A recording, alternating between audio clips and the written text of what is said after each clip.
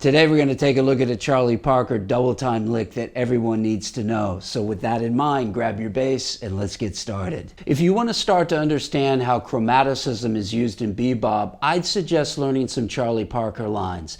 That way you'll start to understand how some of the inner parts of these chromatic ideas work over the chord changes that you're playing over. With that in mind, when playing over a medium to slow jazz groove, after a while continuing to play steady eighth notes can start to sound a bit repetitive and, to be quite honest, a little pedestrian. This is where we need to add some double time vocabulary.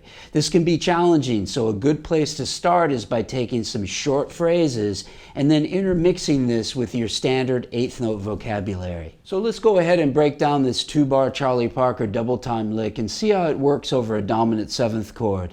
This is working over a C dominant 7th chord, and it starts on the second beat of the bar using a scale passing tone line that consists of 5, 6, flat 7, and the root. In the next beat, there's a chromatic above followed by a double chromatic below pointing towards the 3rd. This goes like this. In beat 4, there's a double chromatic below the 9 that's going to sound like this. The line starting on the last 16th note of beat 4, which leads us into beat 1 of the 2nd bar, is comprised of a descending mixolydian scale that leads us into the 3rd of the chord in beat 2. Notice how the line starting at beat 2 outlines an E minor 7 flat 5 chord. This translates into 3, 5, flat 7, and 9 of the C7 chord and then ends on the root. That's going to sound like this. So if I put the whole thing together slowly, this is what it's going to sound like.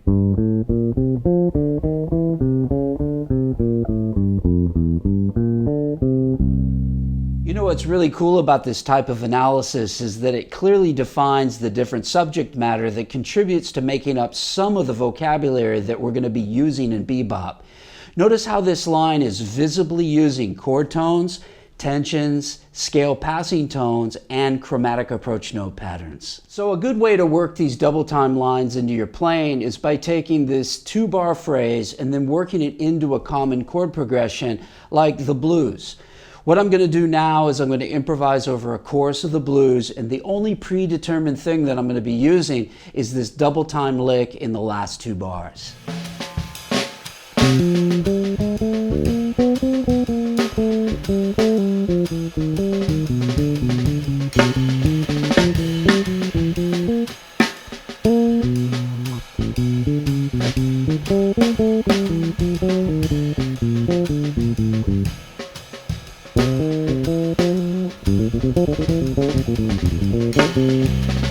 So as you can hear, this is a great way to fit a new idea into something that you already know, even if it's just a little bit. So what I want you to do is start off by learning this double time lick and then gradually transpose it into other keys. Then start working it into some tunes that you already know that fit into that slow to medium jazz groove category.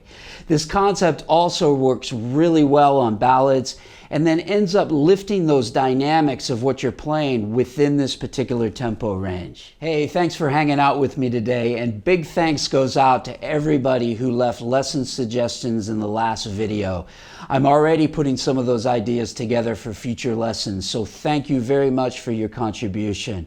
If you liked what you learned today, then please give this video a big thumbs up and make sure that you subscribe to my channel to get first dibs on all my latest lessons. Until next time, practice smart, work hard, and play creatively.